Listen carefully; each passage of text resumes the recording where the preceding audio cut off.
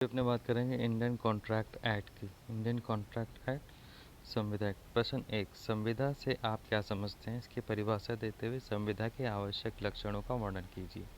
ठीक है, संविदा से आप क्या समझ रहे हैं, इसकी परिभाषा देते हुए संविदा के आवश्यक लक्षणों का वर्णन करना। What do you mean by contract? Define it and mention it essential characteristics. ठीक है, आप कॉन्ट्रैक्ट से क्या समझते हैं, उसके एसेंशियल कैरेक्टरिस्टिक्स के बारे में मेंशन करिए, उसको डिफाइन करिए, उसके एसेंशियल कैरेक्टरिस्टिक्स हैं उसको मेंशन करिए। ठीक है, परिभाषित संविदा के आवश्यक लक्षण। लक्षण मतलब एसेंशियल कैरेक्टर्स को वर्णन करना। ठीक है, भारतीय संविदा अधिनियम 1872 की धारा 2H में संविदा की परिभाषा दी गई है। ठीक है, तो भारतीय संविदा अधिनियम इंडियन कॉन्ट्रैक्ट एक्ट 1872 के इसकी जो डेफिनेशन है वो धारा 2H में दी गई है। ठीक है, संविदा की परिभाषा, कॉन्ट्रैक्ट की जो परिभाषा 2H में दी गई है। इसके अनुसार वह करार जो विधित परिवर्तनीय हो संविदा है। इसके अनुसार वह करार जो विधि परिवर्तनीय है वो क्या है? संविदा है। सालमन के अनुसार संविदा एक ऐसा करार है जो दो पक्षों के बीच दायित्व का सृजन करता है और उसकी व्याख्या करता है। सामन के अकॉर्डिंग क्या है? संविदा ऐसा करार है जो दो पक्षों के बीच दायित्व का सृजन करता है और इसकी व्याख्या। दो पक्षों के बीच दायित्व का सृजन करता है, जो दो पक्षों के बीच दायित्व का। सामन ने क्या कहा है कि संविदा ऐसा करार है जो दो पक्षों के बीच दायित्व का सृजन करता है, उसकी व्याख्या करता है। पोलक एवं मुल्ला के अनुसार प्रत्येक करार वह वचन है जो विधि द्वारा परिवर्तनीय है। ठीक है, पोलक और मुल्ला क्या कहते हैं कि प्रत्येक करार या वचन जो विधि द्वारा परिवर्तनीय संविदा कहलाता है। ठीक है, प्रत्येक करार या वचन जो विधि द्वारा परिवर्तनीय है वो संविदा कहलाता है। ठीक है, सर विलियम एंसन के अनुसार संविदा से आशय दो या दो से अधिक व्यक्तियों के बीच ऐसे करार या समझौते से है जो विधि द्वारा परिवर्तनीय हो तथा जिसके द्वारा एक या एक से अधिक पक्षकार दूसरे पक्षकारों के विरुद्ध किसी काम को करने अथवा ना करने के लिए कुछ अधिकार अर्जित कर लेता है या कर लेते हैं। ठीक है, सर विलियम एंसन के अनुसार संविदा से आशय दो या दो से अधिक व्यक्तियों के बीच ऐसे करार या समझौते से दो या दो व्यक्तियों से अधिक ऐसे करार या समझौते से है जो विधि द्वारा परिवर्तनीय हो।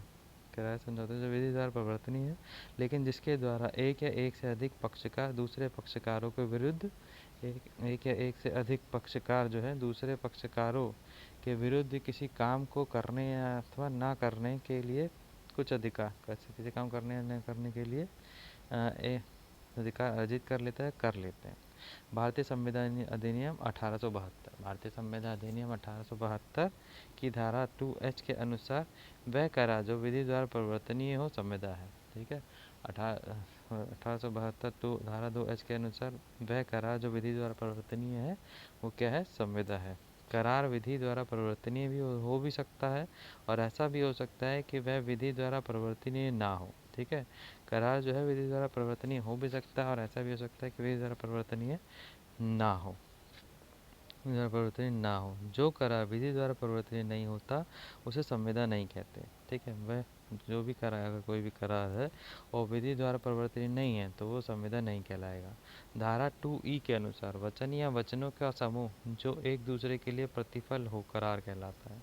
ठीक है, धारा 2E के अनुसार वचन या वचनों का समूह जो एक दूसरे के लिए प्रतिफल हो करार कहलाता है। धारा 2E के अनुसार वचन वचनों का समूह जो दो ई के दो तो ठीक है एक दूसरे के लिए प्रतिफल हो करार कहलाता है। इस प्रकार प्रत्येक करार संविदा नहीं होती है। ठीक है, प्रत्येक करार जो है वो संविदा नहीं होती है कि प्रत्येक संविदा एक करार होता है। ठीक है, तो प्रत्येक करार जो होता है वो संविदा नहीं होती है और प्रत्येक करार हर संविदा नहीं होता, लेकिन प्रत्येक संविदा जो है वो एक करार होता है। ठीक है, फिर करार का संविदा होने के लिए धारा 10 की शर्तें पूरी करनी होगी। ठीक है, करार को अगर संविदा होने के लिए करार जो है वो संविदा कब बनेगा? करार मतलब अग्रीमेंट। अगर संविदा होने के लिए धारा 10 की शर्तें पूरी करेगा करार। तो क्या है, इसमें प्रत्येक करार जो है वो संविदा नहीं, हर अग्रीमेंट कॉन्ट्रैक्ट नहीं होता कि प्रत्येक संविदा करार है, लेकिन हर कॉन्ट्रैक्ट एक एग्रीमेंट है। ठीक है, तो करार का संविदा होने के लिए धारा 10 की शर्तें पूरी करनी है। ठीक है। वचन या वचनों का समूह जो एक दूसरे प्रतिफल करार कहलाता है। ठीक है। 2E के अनुसार वचन या वचनों का समूह जो एक दूसरे के लिए बेनिफिशियल है। बेनिफिशियल में एग्रीमेंट में दोनों में बेनिफिशियल होना चाहिए। ठीक है। तो धारा 10 की शर्तें पूरी करते हैं। इसके अनुसार धारा 10 के अनुसार सभी करार, सभी एग्रीमेंट यदि वे संविदा करने के लिए सक्षम पत्रकारों की स्वतंत्र सहमति से विधिपूर्ण प्रतिफल के लिए और विधिपूर्ण उद्देश्य से किए जाते हैं और एतद द्वारा अभिव्यक्त रूप से शून्य घोषित नहीं किए गए हैं, संविदा है। ठीक है। धारा 10 क्या कह रही है कि सभी करार जो सभी कॉन्ट्रैक्ट यदि वे संविदा के लिए सक्षम पत्रकार, यदि वे संविदा के कॉन्ट्रैक्ट लिए सक्षम पक्षकार को ले रहे हैं और स्वतंत्र सहमति ले रहे हैं विधिपूर्ण प्रतिफल के लिए और विधिपूर्ण उद्देश्य से किए जाते हैं, विधिपूर्ण उद्देश्य से किए जाते हैं द्वारा अभिव्यक्ति रूप से शून्य घोषित नहीं किए गए हैं, संविदा है। ठीक है। इसमें अंतर्विष्ट को भी बात किसी ऐसी विधि पर जिसके द्वारा संविदा लेखनबद्ध रूप में या साक्ष्यों की उपस्थिति में किए जाने के लिए अपेक्षित है या किसी ऐसी विधि पर जो दस्तावेज के पंजीकरण से संबंधित हो, प्रभावित नहीं करेगी। ठीक है। इसमें क्या है, धारा 10 जिसके सभी करार यदि वे संविदा करने के लिए सक्षम पक्षकारों की स्वतंत्र सहमति से विधिपूर्ण प्रतिफल के लिए और विधिपूर्ण उद्देश्य से किए जाते हैं। ठीक है। स्वतंत्र सहमति से विधिपूर्ण प्रतिफल होना चाहिए और विधिपूर्ण उद्देश्य से होना चाहिए। तो और एतद द्वारा अभिव्यक्ति रूप से शून्य घोषित नहीं किया। ठीक है। अभिव्यक्त रूप से उसे शून्य नहीं घोषित किया गया, संविदा है। ठीक है। तो वो क्या है, संविदा है। इसमें अंतर्विष्ट कोई भी बात किसी ऐसी विधि पर जिसके द्वारा, इसमें जो भी बातें हैं किसी ऐसी विधि द्वारा जिसके द्वारा संविदा लेखनबद्ध रूप में या साक्ष्यों की उपस्थिति में किए जाने के लिए अपेक्षित है। ठीक है। किसी भी इसके द्वारा संविदा जो है वो लेखबद्ध रूप में या साक्ष्यों की उपस्थिति में किए जाने के लिए लेखबद्ध है, अपेक्षित है, या किसी ऐसी विधि पर जो दस्तावेज के पंजीकरण से संबंधित हो, प्रभावित नहीं करेगी। ठीक है। कोई ऐसी विधि पर जो दस्तावेज के पंजीकरण से संबंधित है, प्रभावित नहीं करेगी। सभी करार संविदा नहीं होते। All agreements are not contracts. सभी एग्रीमेंट जो है कॉन्ट्रैक्ट नहीं होते। यहाँ करार एवं संविदा के बीच के अंतर को स्पष्ट कर देना समीचीन होगा। शब्द करार संविदा के से अधिक व्यापक है। ठीक है। All agreements are not contract. सभी करार संविदा नहीं होते। यहाँ करार एवं संविदा के बीच के अंतर को स्पष्ट कर देना समीचीन होगा। शब्द करार संविदा से अधिक व्यापक हो। ठीक है। यहाँ जो करार और संविदा के बीच के अंतर को स्पष्ट कर देना समीचीन होगा। ठीक है। यहाँ पे एग्रीमेंट और कॉन्ट्रैक्ट के बीच के जो डिफरेंस है उसको स्पष्ट करना समीचीन होगा। शब्द करार संविदा से अधिक व्यापक है। जो करार है, एग्रीमेंट जो है वो और ज़्यादा वाइड है। ठीक है। तो सभी संविदाएं करार होती हैं, लेकिन सभी करार संविदाएं नहीं होती। ठीक है। जितने भी कॉन्ट्रैक्ट्स हैं वो एग्रीमेंट्स होते, लेकिन सभी एग्रीमेंट संविदाएं नहीं होती। प्रत्येक करार से विधिक दायित्व का उत्पन्न होना आवश्यक नहीं होता। पर हर एग्रीमेंट से विधिक दायित्व का होना, जबकि प्रत्येक संविदा से विधिक दायित्व की उत्पत्ति आवश्यक होती है। ठीक है। लेकिन जो कॉन्ट्रैक्ट्स हैं उनसे विधिक दायित्व ज़रूर होता है। इस प्रकार सभी करार विधित प्रवर्तनीय नहीं होते। इसीलिए सभी एग्रीमेंट जो है विधिक प्रवर्तनीय नहीं होते हैं, जबकि सभी संविधाएं विधित प्रवर्तनीय करारों से निर्मित होती है।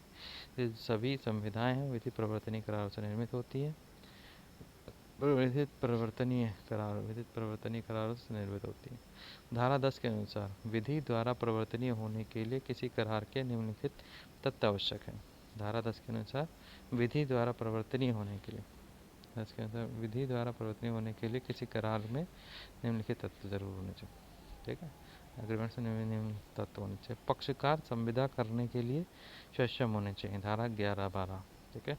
पक्षकार जो है वो संविदा करने, कॉन्ट्रैक्ट करने के लिए वो धारा 10-11-12, धारा 11-12 में क्या कहा गया है, पक्षकार जो है वो सक्षम होने चाहिए। धारा 11-12 क्या बताती है, कॉन्ट्रैक्ट करने के लिए पक्षकार में कॉन्ट्रैक्ट करने के लिए धारा 11-12 बताती है कि सक्षम होने चाहिए। तो प्राप्त वय होना चाहिए और स्वस्थ चित्त होना चाहिए। ठीक है। सबसे पहले प्राप्त वय होना चाहिए, उन्होंने अपनी आयु कंप्लीट कर ली हो। स्वस्थ चित्त होना चाहिए। ठीक है। अच्छा मन होना चाहिए। संविदा करने के लिए किसी विधि द्वारा अयोग्य घोषित नहीं होने चाहिए। संविदा करने के लिए किसी भी कानून द्वारा अयोग्य घोषित ना हो। करार पक्षकारों की स्वतंत्र सम्मति के द्वारा किया जाना चाहिए। धारा 14। करार जो है पक्षकारों की स्वतंत्र सम्मति के द्वारा किया जाना चाहिए। जो भी एग्रीमेंट है पक्षकारों की स्वतंत्र समिति द्वारा किया जाना चाहिए। धारा 14 बताती है करार के लिए प्रतिफल का होना आवश्यक है। ठीक है, इसमें कुछ एक बेनिफिट जरूर होना चाहिए। धारा 25 कहती है प्रतिफल का उद्देश्य विधिपूर्ण होना चाहिए। धारा 23 कहती है प्रतिफल का जो उद्देश्य है वो विधिपूर्ण होना चाहिए, कोई भी लीगल होना चाहिए। धारा 23 कहती है। ठीक है। पाँचवा पॉइंट क्या है, यह भी आवश्यक है कि अधिनियम के अंतर्गत इसे स्पष्टतया शून्य घोषित न किया गया। ठीक है, यह भी आवश्यक है कि एक्ट के अकॉर्डिंग इसे कोई स्पष्टता शून्य जीरो न घोषित किया गया। धारा 24 से 30 और धारा 36 से 56, 24 से 36 से 56। ठीक, कुल विशेष मामलों में जैसा कि विधि द्वारा उपबंधित हो करार लिखित होना चाहिए। कुछ विशेष मामलों में जैसा कि विधि द्वारा उपबंधित हो करार लिखित होना चाहिए या गवाहों की व उपस्थिति में होने चाहिए अथवा इसका पंजीकरण होना चाहिए। ठीक है, कुछ विशेष मामलों में जैसा कि विधि द्वारा उपबंधित हो करार लिखित होना चाहिए, विधि द्वारा उपबंधित हो करार लिखित होना चाहिए या गवाहों की व उपस्थिति में होने चाहिए अथवा इसका पंजीकरण होना चाहिए। ठीक है, पक्षकारों का सक्षम होना। संविदा के पक्षकारों का सक्षम होना आवश्यक है। क्षमता से अभिप्राय है प्राप्त वय होना चाहिए। ठीक है, पक्षकारों का सक्षम होना, इसमें क्या होता है कि सक्षम होना आवश्यक है। क्षमता से अभिप्राय है तो प्राप्त वय होना चाहिए। स्वस्थ चित्त हो संविदा करने के लिए किसी विधि द्वारा अयोग्य घोषित नहीं होना चाहिए। विधि द्वारा स्वतंत्र सहमति का होना। प्रत्येक करार पक्षकारों की स्वतंत्र सहमति से किया जाना चाहिए। प्रत्येक जो कॉन्ट्रैक्ट है, प्रत्येक जो एग्रीमेंट पक्षकारों से स्वतंत्र सहमति से किया जाना आवश्यक है। सहमति से अभिप्राय क्या है, धारा 13 के अनुसार पक्षकारों का किसी एक बात पर एक ही भाव से सहमत होना सम्मति कंसेंट कहलाती है। ठीक, धारा 13 के अनुसार पक्षकार जो है वो किसी एक बात पर एक ही भाव से सहमत हो। पक्षकार जो है एक ही बात पर एक ही भाव से सहमत है तो उसे कंसेंट कहलाता है। ऐसी सम्मति स्वतंत्र होती है यदि ऐसी सम्मति जो है वो स्वतंत्र होती है यदि वह क्या प्रपीड़न द्वारा नहीं की गई है। धारा 15, असम्यक असर द्वारा नहीं की गई है। धारा 16, कपट द्वारा नहीं की गई है। 17, दुर्व्यपदेशन द्वारा नहीं की गई है। धारा 18, 15, 16, 17, 18। ठीक है, ऐसी स्वतंत्र सहमति है प्रपीड़न द्वारा नहीं की गई है, असम्यक असर द्वारा नहीं की गई, कपट द्वारा नहीं की गई है, दुर्व्यपदेशन द्वारा नहीं की गई है। प्रपीड़न PAKD, पैकड़ प्रपीड़न द्वारा नहीं की गई, असम्यक असर द्वारा नहीं की गई है, कपट द्वारा नहीं की गई है, दुर्व्यपदेशन द्वारा नहीं की गई। स्वतंत्र सहमति से पक्षकार संविदा की कुछ भी शर्तें निश्चित कर सकते हैं। स्वतंत्र सहमति से पक्षकार जो है संविदा की कुछ भी शर्तें निश्चित कर सकते हैं। स्वतंत्र सहमति के साथ मात्र यह आवश्यक है कि पक्षकारों का आशय कोई विधिक दायित्व सृजित करने का रहा हो। ठीक है, स्वतंत्र सहमति से पक्षकार संविदा की कुछ भी शर्तें निश्चित कर सकते हैं। सहमति से संविदा पक्षकार जो है संविदा की कुछ भी शर्तें निश्चित कर सकते हैं। स्वतंत्र सहमति के साथ मात्र यह आवश्यक है कि पक्षकारों का आशय कोई विधिक दायित्व सृजित करने का रहा हो।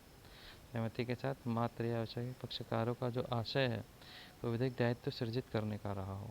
विधिपूर्ण प्रतिफल का एवं उद्देश्य का होना। विधिपूर्ण प्रतिफल एवं उद्देश्य का होना। प्रत्येक करार किसी उद्देश्य की पूर्ति के लिए किया जाता है, उसमें प्रतिफल का होना आवश्यक माना जाता है। प्रतिफल के बिना किया गया करार विधित प्रवर्तनीय नहीं होता है, लेकिन प्रतिफल एवं उद्देश्य का विधिपूर्ण होना आवश्यक है। धारा 23 कहती है। ठीक है, विधिपूर्ण प्रतिफल एवं उद्देश्य का होना। प्रत्येक करार किसी उद्देश्य की पूर्ति के लिए किया जाता है। कोई भी करार कर रहे हैं तो उससे किसी उद्देश्य की पूर्ति होगी, उसमें प्रतिफल का होना आवश्यक है। प्रतिफल का होना आवश्यक माना जाता है। प्रतिफल के बिना किया गया करार जो है विधित प्रवर्तनीय नहीं होता है। प्रतिफल के बिना किया गया करार जो है विधित प्रवर्तनीय विधित परिवर्तनीय नहीं होता है, लेकिन प्रतिफल एवं उद्देश्य का विधिपूर्ण होना आवश्यक है। ठीक है, प्रवर्तनीय विधित परिवर्तनीय नहीं होता, लेकिन प्रतिफल एवं उद्देश्य का विधिपूर्ण होना आवश्यक है। प्रतिफल, ठीक है, लेकिन बिना किया गया करा विधित परिवर्तन नहीं होता। प्रतिफल एवं उद्देश्य का विधित पूर्ण होना आवश्यक है। ठीक है, और लेकिन प्रतिफल एवं उद्देश्य का होना विधिपूर्ण होना आवश्यक है। ठीक है, लेकिन परिवर्तन नहीं होता है। प्रतिफल एवं उद्देश्य का विधिपूर्ण होना आवश्यक है, लेकिन प्रतिफल एवं उद्देश्य का विधिपूर्ण होना आवश्यक है। धारा 23 कहती है प्रतिफल एवं उद्देश्य विधिपूर्ण होता है यदि वह प्रतिफल और उद्देश्य जो है वो विधिपूर्ण होता है अगर वह विधि द्वारा निषिद्ध ना हो। ठीक है, प्रतिफल और उद्देश्य विधिपूर्ण होता है अगर वह विधि द्वारा निषिद्ध ना हो, वह इस प्रकृति का नहीं हो कि यदि उसे अनुज्ञात किया जाए तो वह किसी विधि के उपलब्ध उपबंधों को विफल कर देगा। वह इस प्रकृति का नहीं हो कि उसे अनुज्ञात किया जाए तो वह किसी विधि के उपबंधों को विफल कर देगा। कपटपूर्ण ना हो, किसी अन्य के शरीर या संपत्ति को क्षतिकारित करने वाला ना हो एवं अनैतिक या लोक नीति के विरुद्ध ना हो। ठीक है, किसी अन्य के शरीर या संपत्ति को क्षतिकारित करने वाला ना हो, अनैतिक या लोक नीति के विरुद्ध ना हो। ठीक है, विधि द्वारा निषिद्ध, फॉरबिडन बाय लॉ। ठीक है, विधि को विफल करना, डिफीट एनी लॉ, विफल करना। ठीक है, कपटपूर्ण, फ्रॉडुलेंट, अनैतिक, इमोरटल। ठीक है, अनैतिक, इमोरटल, विवाहित विवाहित विवाहित अनैतिक विवाहित संबंधों में हस्तक्षेप। बी, वैश्य औरतों के साथ व्यवहार। सी, ठीक है, अनैतिक। ठीक है, लोक नीति, पब्लिक पॉलिसी। रिचर्डसन व मैलिस 1824 के बाद में लोक नीति के सिद्धांत के विरुद्ध बोलते हुए जस्टिस बोरो ने कहा कि इस सिद्धांत की तुलना शैतान घोड़े से की जा सकती है। ठीक है, और अब ऐसे घोड़े पर आप बैठ जाएं तो यह नहीं कर सकते कि वह आपको कहाँ ले जाएगा। ठीक है, लोक नीति, public policy. Richardson B Mellish 1824 के बाद में लोक नीति के सिद्धांत के विरुद्ध बोलते हुए जस्टिस बोरो ने कहा कि इस सिद्धांत की तुलना जो है वो शैतान घोड़े से की जा सकती है। और अब जब ऐसे घोड़े पर आप बैठ जाएं तो यह नहीं कह सकते कि आपको कहाँ ले जाएगा। लोक नीति की श्रेणियाँ। ठीक है, लोक नीति की श्रेणी। शत्रु के साथ व्यापार, ट्रेडिंग विद एनिमी। लोक नीति की श्रेणी क्या है? शत्रु के साथ व्यापार, ट्रेडिंग विद एनिमी। लोक पदों का विक्रय, सेल्स ऑफ पब्लिक ऑफिसेस। लोक पदों का विक्रय, सेल्स ऑफ पब्लिक ऑफिसेस। न्याय प्रणाली में हस्तक्षेप, interference in court of justice. न्याय प्रणाली में हस्तक्षेप, interference in course of justice. ठीक है, फिर क्या है? न्याय के कार्य में हस्तक्षेप, interference in functioning of courts. अपराधियों के अभियोजन में बाधा, स्टिफलिंग प्रोसिक्यूशन। अपराधियों के अभियोजन में बाधा, stifling prosecution. Maintenance of champerty. ठीक है, विवाह दलाली की संविधान, मैरिज ब्रोकरेज। विवाह दलाली की संविधान, मैरिज ब्रोकरेज। फिर अनुचित या अयुक्तियुक्त व्यवहार। ठीक है, अनुचित या अयुक्तियुक्त व्यवहार, अनफेयर और अनरीजनेबल डीलिंग। ठीक है, अनुचित अयुक्तियुक्त व्यवहार, अनफेयर और अनरीजनेबल डीलिंग। ठीक, नेक्स्ट, अभिव्यक्ति शून्य घोषित नहीं किया जाना चाहिए। अभिव्यक्ति शून्य घोषित नहीं किया जाना, किसी करार को अभिव्यक्त रूप से शून्य घोषित नहीं किया गया होना चाहिए। संविदा अधिनियम के अधीन निम्नलिखित करारों को शून्य घोषित किया गया है। अभिव्यक्त शून्य घोषित नहीं किया जाना चाहिए, किसी करार को अभिव्यक्त रूप से शून्य घोषित नहीं किया गया होना चाहिए। अधिनियम के अधीन निम्नलिखित करार शून्य घोषित होंगे। दोनों पक्षकारों द्वारा तथ्य की भूल के अधिनियम किया गया करार, धारा 20। ठीक, धारा 20 लगी, पक्षकारों द्वारा तथ्य की भूल के अधिनियम। ठीक है, तथ्य की भूल के अधीन किया गया करार, धारा 20 के अंतर्गत। प्रतिफल के बिना किया गया करार, प्रतिफल के धारा 25। ठीक है, विवाह का अवरोधक करार, विवाह का अवरोधक करार, धारा 26। व्यापार का अवरोधक करार, 27। ठीक है, विधिक कार्यवाहियों का अवरोधक करार, धारा 28। विधिक कार्यवाहियों का अवरोधक करार, धारा 28। अनिश्चित अर्थ वाला करार, निश्चय अर्थ वाला करार। धारा 29 बादी संविदा के तौर पर करार। धारा 30 बादी संविदा के तौर पर करार। धारा 30 असंभव घटनाओं पर समाश्रित करार एवं धारा 36 संभव घटनाओं पर समाश्रित करार एवं धारा 36 असंभव कार्य करने का करार। असंभव कार्य करने का करार धारा 56 लिखित एवं अनुप्रमाणित होना। लिखित एवं अप्रमाणित होना। जहाँ किसी संविदा का भारत में प्रवृत्त किसी विधि द्वारा लिखित एवं अनुप्रमाणित किया जाना अपेक्षित हो, वहाँ उसका लिखित या अनुप्रमाणित होना चाहिए। लिखित एवं अनुप्रमाणित होना। जहाँ किसी संविदा का भारत में प्रवृत्त जहाँ संविदा प्रवृत्त किसी विधि द्वारा लिखित एवं प्रमाणित किया जाना अपेक्षित है, लिखित एवं प्रमाणित किया अपेक्षित है, वहाँ उसका लिखित एवं प्रमाणित अनुप्रमाणित होना अनुचित है, प्रमाणित होना चाहिए। ठीक है। Question, what do you mean by contract? Define it and mention it. Essential characteristics. ठीक है, आप कॉन्ट्रैक्ट से क्या समझते हैं उसको डिफाइन करिए और उसके एसेंशियल कैरेक्टरिस्टिक्स को मेंशन करिए। Introduction. According to section 2H of the Indian contract act, section 2H Indian contract act 1872 के according a contract is defined as an agreement enforceable law. ठीक है, कॉन्ट्रैक्ट क्या होता है? वो एग्रीमेंट जो इन्फोर्सेबल होता है लॉ के द्वारा। एज पर सामने contract is an agreement that creates and defines obligations between parties. एक कॉन्ट्रैक्ट एक एग्रीमेंट होता है जो क्रिएट करता है या डिफाइन क्रिएट करता है और क्रिएट करता है और डिफाइन करता है। क्रिएट करता है, ऑब्लिगेशंस को क्रिएट करता है और डिफाइन भी करता है पार्टीज के बीच में। Pollock and Mulla describes it is Pollock और मुल्ला ने ऐसे डिस्क्राइब किया था कि एवरी एग्रीमेंट और promise enforceable by law is a contract. Pollock और मुल्ला ने कहा था कि हर एग्रीमेंट या प्रॉमिस अगर वो लॉ से प्रमाणित है, लॉ से प्रमाणित है तो वो कॉन्ट्रैक्ट है। Sir William एंसन defines a contract as an agreement between two or more persons that is enforceable by law and by which one or more parties acquires right against other for performing or refraining from performing some act। ठीक है।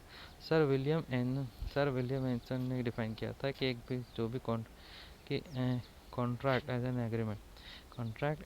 Agreement between two parties. ठीक है, मैंने define किया था contract को कि कोई एग्रीमेंट होता है दो या ज़्यादा पर्सन्स के बीच में जो कि इन्फोर्स एग्रीमेंट होता है। कॉन्ट्रैक्ट एक एग्रीमेंट होता है दो या ज़्यादा पर्सन के बीच में जो इन्फोर्सेबल होता है बाय लॉ, इन्फोर्सेबल होता है लॉ के द्वारा, और इसके द्वारा वन और मोर पार्टीज, एक या उससे ज़्यादा पार्टी एक्वायर करती है rights against other party acquire करती है राइट अगेंस्ट अदर परफॉर्मिंग और refraining from performing some act। ठीक है, अगेंस्ट करती है राइट द परफॉर्मिंग या refraining from performing